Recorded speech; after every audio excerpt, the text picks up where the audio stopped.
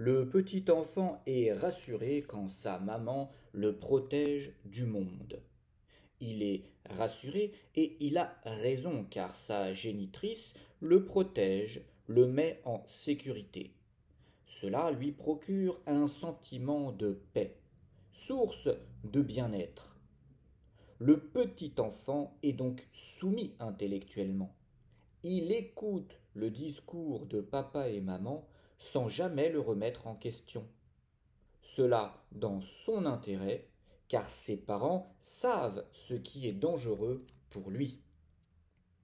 Les personnes soumises intellectuellement sont des adultes recherchant cette sensation de protection. Elles délèguent leur jugement, leur esprit critique à l'autorité. Chez elles, les parents sont remplacés par l'autorité. Pour survivre, l'enfant doit inévitablement passer par cette étape de soumission intellectuelle, c'est-à-dire de confiance aveugle au récit de papa-maman. Néanmoins, pour grandir et prétendre être adulte, il doit la dépasser, s'en affranchir. Il doit viser l'autonomie, la souveraineté intellectuelle, c'est-à-dire la capacité de suspendre son jugement devant le récit de l'autorité ou l'opinion du groupe. À défaut de quoi, il reste à ce stade de dépendance intellectuelle. Nombre d'adultes sont à un tel stade, tels des enfants qui délèguent leur esprit critique à leurs parents, ils délèguent le leur à l'autorité. Ils pensent par procuration. On peut alors parler de tutelle intellectuelle, c'est-à-dire du refus de penser par soi-même et de l'attente que l'autorité dicte la bonne opinion. Attitude réconfortante, car elle évite l'effort de penser, permet de faire partie d'un groupe qui pense pareil, empêche de se mettre à dos l'autorité et invite à plaider la non-responsabilité si le récit de l'autorité s'avère faux.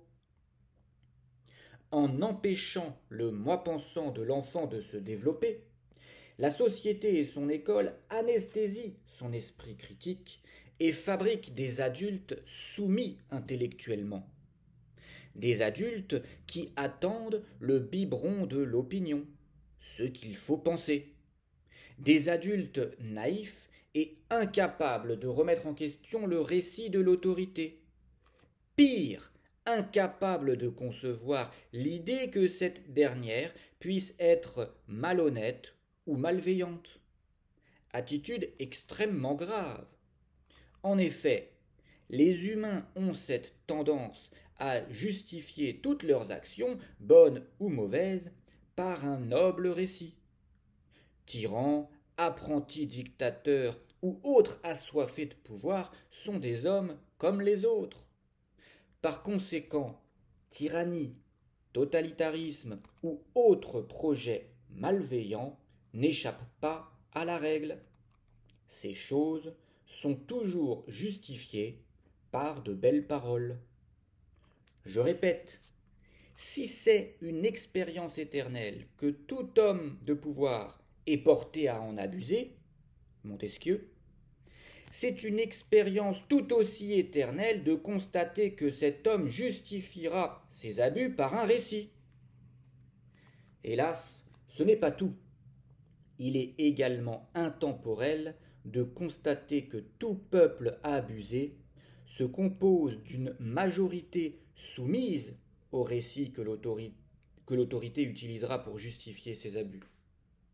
En effet, il est incroyable de voir comme le peuple, dès qu'il est assujetti, tombe dans un tel état de soumission intellectuelle qu'il lui est impossible de regarder le réel en face et de constater qu'on lui ment et le malmène.